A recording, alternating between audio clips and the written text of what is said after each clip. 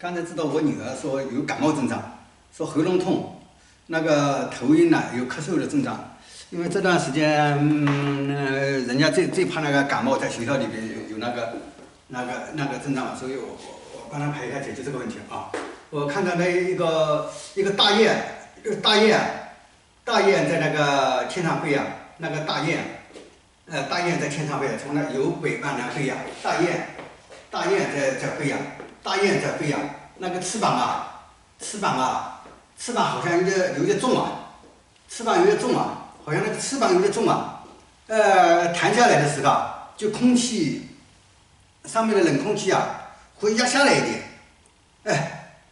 这样一个动作的话就压下来一点，就泄了冷空气了，压下来一点，就泄了冷空气了啊，这是灵界和人界的互动啊，所以冷空气吸进去以后，灵界过来了，冷空气吸进去以后就有感冒症状了。虽然这2天天气不冷，但是灵界过来了，那个大雁继续在飞呀，大雁在飞呀，它那个大雁在飞的时候，那个空气压下来的时候，它把高空当中的冷空气就压下来了呀，然后进了鼻子里，进了喉咙，然后有冷的感觉啊，这是灵界过来的。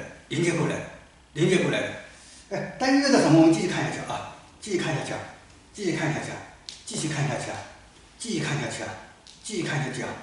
他提醒了现在好多人呐，在学科学啊，人学科学的时候讲的都是眼睛看得见的东西，所以呢忽视了很多眼睛看不见的东西啊，所以啊。越是科学学的越多啊，人就越傻；学的越多啊，人就越傻。为什么？学的越多以后，越是把那个看得见的东西当成一个真理，当成真理以后，就慢慢就把那个眼睛看不见的东西就丢了呀。所以啊，为了知道这个事情呢，让人家知道这个事情呢。就让我女儿来感冒了一次，这个大雁搞的，你看，我刚才一样，冷空气下来了，吸到你鼻子里边，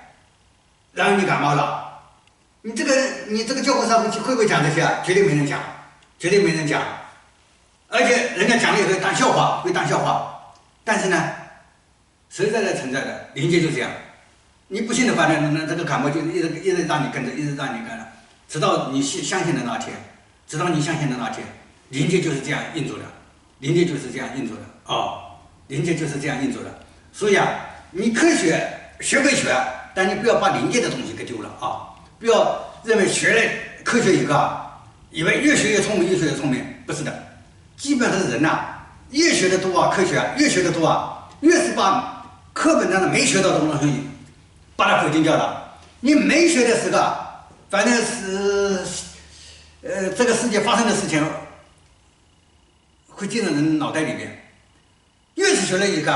越是把这些